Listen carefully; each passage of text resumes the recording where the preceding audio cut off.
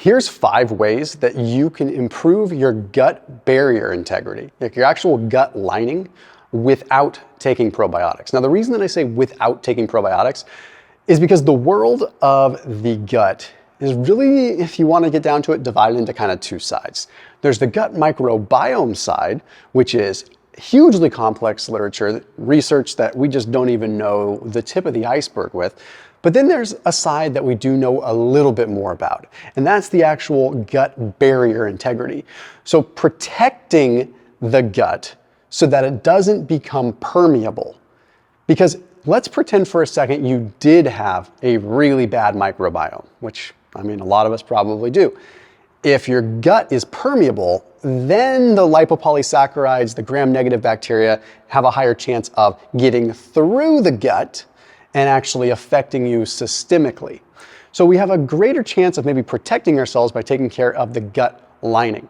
Not to say that taking care of the microbiome isn't important. It's equally important, possibly even more important, but it's just a little harder to dissect and give exact advice on it other than eat fiber, yeah, take a probiotic, consume fermented foods, et cetera, et cetera. So I want to focus on the gut barrier without even talking about probiotics. The first one is quite interesting. It's increasing animal protein. This is really wild. Wouldn't we think like so much is under attack in the world of animal protein, but animal protein actually contains a specific amino acid in quite abundance, particularly in meat and dairy, called glutamine.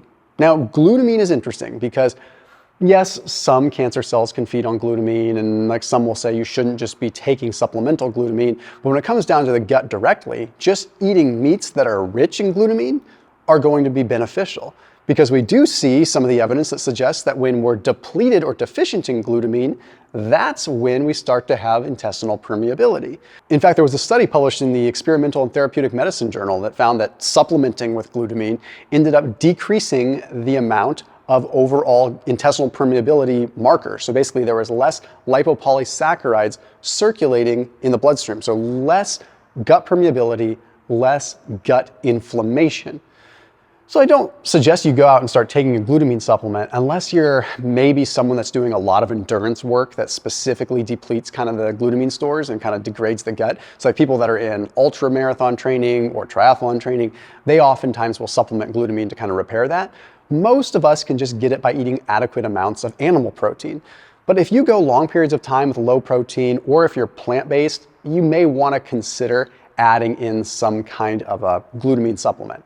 Now, with that, another thing that you can add in addition to this is going to be collagen or bone broth. And you can do both together, and I kind of blend them together as one tip because they work a little bit in tandem. So bone broth, you're getting the collagen, you're getting the gelatin, which can help repair the gut sort of in its own structural sense. And then the glutamine directly feeds the actual cells, the epithelial cells. It feeds the cells in the gut itself and keeps them alive and thriving.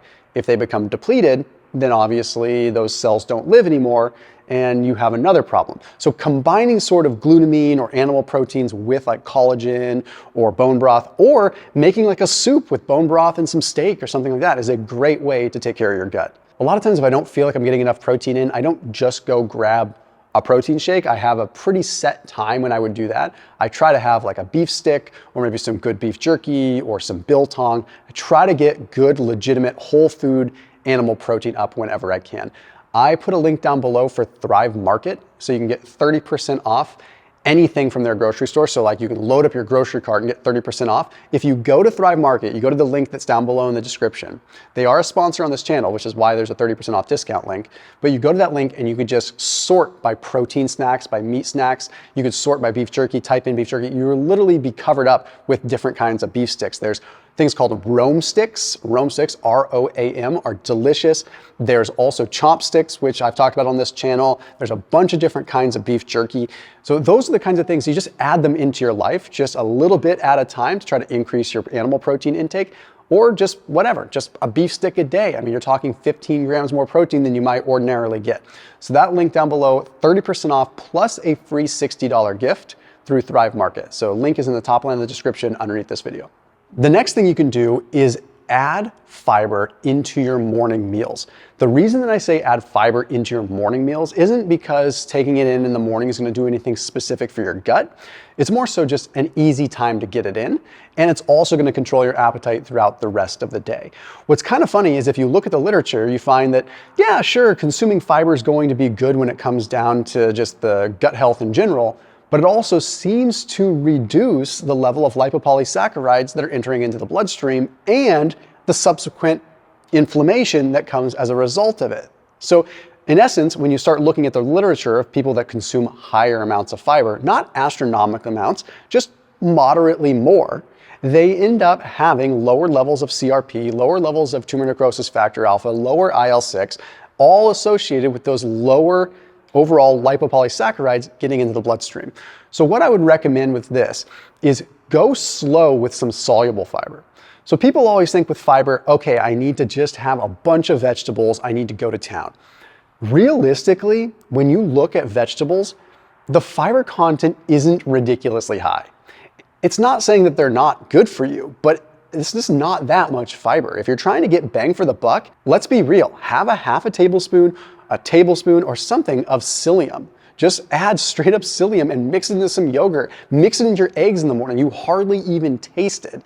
And this has such a dramatic impact just because the amount of soluble fiber. Because remember, soluble fiber, you're getting more bang for the buck because it swells up as you get more water in it. This next one is one that's a little bit unassuming. People don't typically think that exercise is going to be a way to protect your gut. There's actually genes that are expressed that decrease zonulin levels and improve your gut barrier integrity. Yes, your actual gut barrier integrity, just by exercising.